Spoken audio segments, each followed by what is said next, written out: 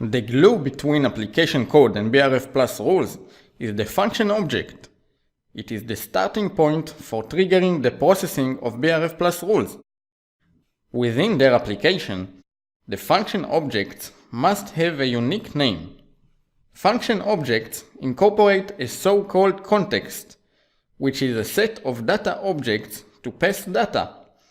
It can roughly be compared to the list of importing or changing parameters of a function module. Data objects are the equivalent of a variable in programming languages combined with a specific type. An additional single result data object allows for returning the outcome of the rule processing. If you want to define new rules for your application, you typically start with the definition of a function object. Here, you first need to think about the required mode of operation. Three different modes of operation exist and need to be considered when designing new rules: functional mode, event mode, and another mode which is a mixture of the two. In functional mode, a single top-level expression can be processed and its result will be returned in the result data object. Even though the nesting of expressions into each other allows for some sophisticated logic, this mode is especially suitable for rather simple use cases.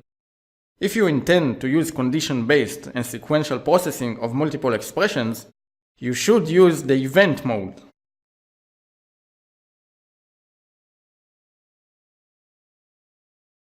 In event mode, the actual rule logic is not directly determined by the function. Rather, the logic is contained in one or several rule sets that can be assigned to the function. When the function is processed, all assigned rule sets are executed. The order of the rule set execution can depend on a priority setting in the rule set. Each rule set can incorporate rules that may change the state of the context or trigger the execution of external activities. By default, the result data object becomes a table that collects the IDs of all executed actions. But any other data object can also be set as a result. Within rule definitions, the result can be used just like any other data object of the function context. Rule sets can also have an additional temporary context that allows more flexibility in the rule design. In short, the event mode is the preferred way to unleash the full potential of BRF Plus rules.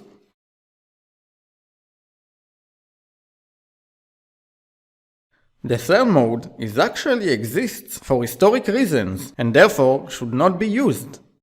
In this mode, first a top-level expression is evaluated to pre-fill the result data object. Then a list of assigned rule sets is optionally processed. The same logic can be designed with rules in the event mode.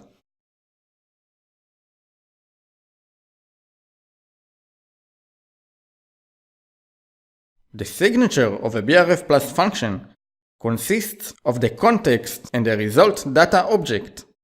The data objects in the context serve as a list of primarily optional parameters. Parameters that are not passed get an initial value. The context is mainly intended to pass required data that the rule logic is based on. But it is also possible to read values from the context after the function processing has been completed. Especially in the event mode, rules may be used to alter the values in the context.